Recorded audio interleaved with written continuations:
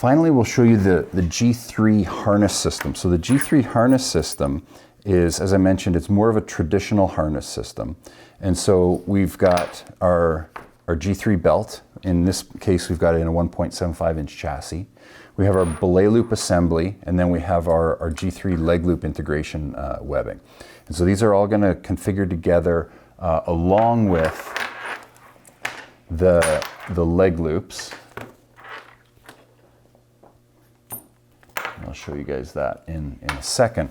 But first, the way that we're going to get started is we're going to insert the belt in through the ladder lock buckles on the belay loop system. Now, some people like the belay loop style harness, but what it doesn't allow is for a quick release buckle on the belt. So if you just want that dedicated harness, this is the way to go. If you want that trouser belt that then converts into or duty belt that converts into the harness, then the M3 is the way to go. But this is more for the traditionalist that wants a belay loop. And this is going to give it to you. So once you get those through, almost got it here. Oops.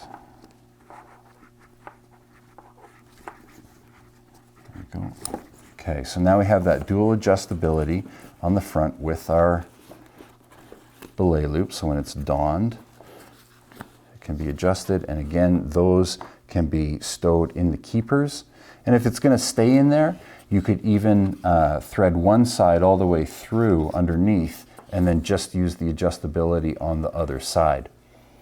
The leg loop integration web is going to go through the belay loop, and then this plastic 3/4 inch buckle just kind of holds it in place. And then no different than on the M3, you use the exact same leg loops. So depending if you're using them as an emergency, you can use them without the chassis.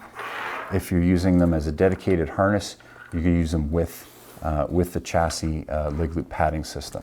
And so everything configures the same as on the M3 here, is this will insert. Oh, you know what?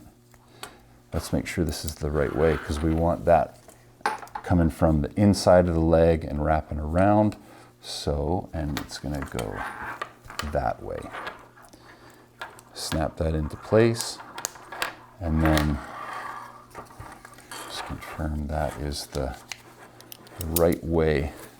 Yes, that's exactly how you want that configured for that leg loop, and then the other leg loop be the same. I don't have the chassis and that all configured, but it would go in the same manner. If you want to do the emergency leg loops, then it's going to look like, we'll just make sure that this is going to the outside.